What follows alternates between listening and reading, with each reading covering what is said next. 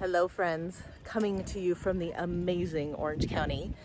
And we are not moved yet. We are visiting, we are going whale watching today. But this trip has officially cemented in my brain the fact that we are moving and that this is literally the culmination of a dream come true.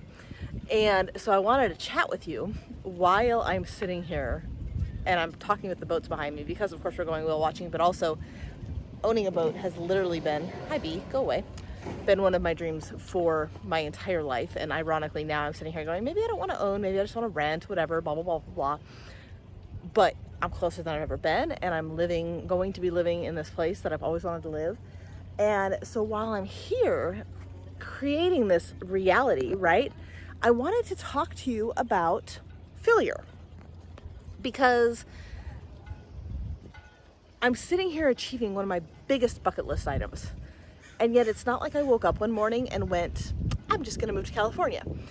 In fact, I woke up many, many, many mornings saying, I can't move to California for XYZ reasons that have all changed over the last 20 something years since I was like 16 and decided I wanted to do this. And even this time, I didn't wake up and say, I'm gonna move to California. I woke up and said, oh shit, how am I gonna make this happen? Is this real? Am I even gonna be able to do this? Blah, blah, blah, blah. And so there's kind of two pieces that have to happen to be able to achieve the life you wanna live. One of them is becoming open to the possibility that it is possible. And like, not even kidding you when I say I've been for 20 years sitting here telling myself, sorry, I have hair in my face, it's driving me crazy, telling myself that I couldn't do this, that I couldn't make this dream happen, right? 20 years I've been telling myself this. But also, you also have to be willing to fail to get where you want to go. So let me explain this. So I decided I wanted to move to California when I was 16 just because I've always wanted to live on a beach. I've always wanted to live in warm weather. And I never even applied to a college in California, never applied to vet school in California. I've never applied for a job in California. Every time I've come out here, which up until COVID was about every couple months, I would come here and I'd be like, oh my God, I need to be living here. And then I wouldn't do it. Like I wouldn't look into ways to make it happen because I was so convinced it couldn't. Even when I got offered this job, I turned it down at first. Like I didn't turn down. I said I wasn't interested at first because I didn't think it was actually a possibility. So what has actually occurred that has enabled this to happen? The answer to that is lots and lots and lots of failures. Lots and lots of things that I tried that didn't work. Everything from, how many jobs have I gone through that took them thinking it'd be a better situation, turned out they weren't. I bought a practice thinking that would be the solution. Of course, not in California. I bought it in Montana because I didn't think California was an option still, and hated owning a practice. You guys have heard me talk about that.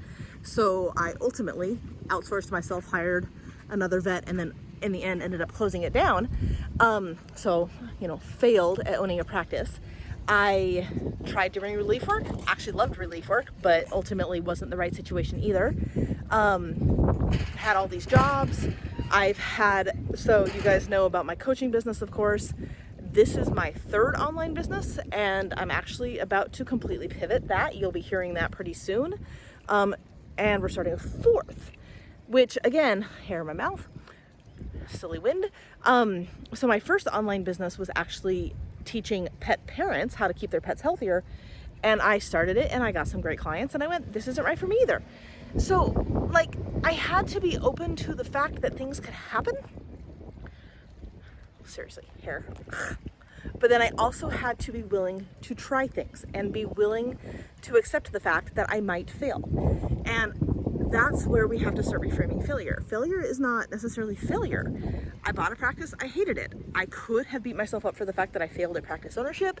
I could have beat myself up for the fact that I failed to sell it.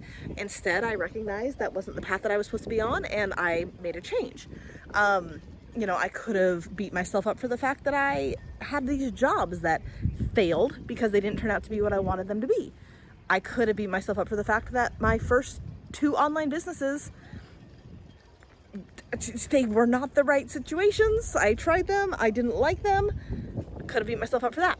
Instead, every single one of them, I was able to turn it around and say, what did I learn from this practice experience? Well, I learned that I don't mind business ownership. I minded being trapped in a location, because if I didn't work the business, since it was a vet clinic, in theory, it wasn't going to work, right? I could beat myself up for the fact that I tried these online businesses and they didn't work. Maybe that means I was not cut out to do this online business thing. I could have beat myself up for the fact that it's taken me 21 freaking years to even look into how can I move to California, instead of talking myself out of the fact it was even possible for all these years. But every single one of these was a learning opportunity. And so when we are starting to think about what is it that I want my life to look like? First of all, we have to shut down that thought of it's not possible. And I did it for 20 years, guys. Like, it's not necessarily easy to see around it when our self is so convinced that it's not possible, that there could not be a possible way. And of course, now that I'm sitting here about ready to do this move, I'm going, I never even applied for a job in California. I've never even gotten around to getting a California license. Like, all of these little baby steps that would have made this so much more doable so much earlier, why did it never even occur to me to do any of those? Because I had decided that it wasn't possible. I shut all those things down. But that was just my nervous system trying to keep me safe from failure, right? So once I started, of course, now sitting where I'm sitting now, I'm going, oh my God, that thing was possible all along. I could have moved here so many years ago. I fully believe in, timing as it needs to be. So this was when it was meant to happen. But you're always able to look backwards and go, oh, that was my own shit that was keeping me stuck. Because seriously, why on earth did I never take these steps before then? I could look at the businesses and be like, oh my God, I failed at my first two and now I'm pivoting my third. Or I can look at it and go, well, I've learned a lot about how I like to run an online business and how I don't like to run an online business, which is where some of the pivots that are coming up are going to be coming in. So you guys, again, we'll be hearing about those very soon. But I had to do those steps to learn what worked for me and what didn't work for me. So we have to be open to the possibility that things are possible. We also have to be open to trying things with the recognition that we might fail, but we don't fail, we learn, or that they might not go the way that we want, or that we're gonna try something and we're gonna realize, oh, hey, I really don't like this, and we're not stuck. That just means we can then pivot and go in a separate direction. So once we are open to the fact that something's happening, even if instead of just saying, I can't make that happen, I'm stuck, if you can twist the question and start saying, how could I make this happen? How could this be possible?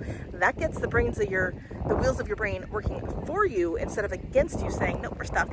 So how can this be possible? But then also, hey, if I try something and I don't succeed, it's okay. It gave me information. It gave me an idea of what to try next. I'm not stuck. I'm not dead. I didn't get kicked out of the cave and eaten by a saber-toothed tiger. I literally now know what I'm going to try next. And of course, hindsight's always easier, but we have to start to take those steps first. So I have failed over and over and over in the last 4 years, especially when I've been more intentional about this. But even if you look beyond that, it's all over. But that was how I finally ended up here. Every single one of those steps was necessary for me to get here.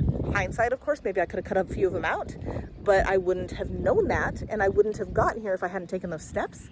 So every single one of those steps, every single one of those failures, every single one of those pieces was necessary for me to finally be here talking to you from the ocean in front of all the boats. None of them are mine yet, but that'll happen someday, maybe, if I decide I want to own a boat. I always thought I did, but now I'm starting to think maybe I just want to rent one.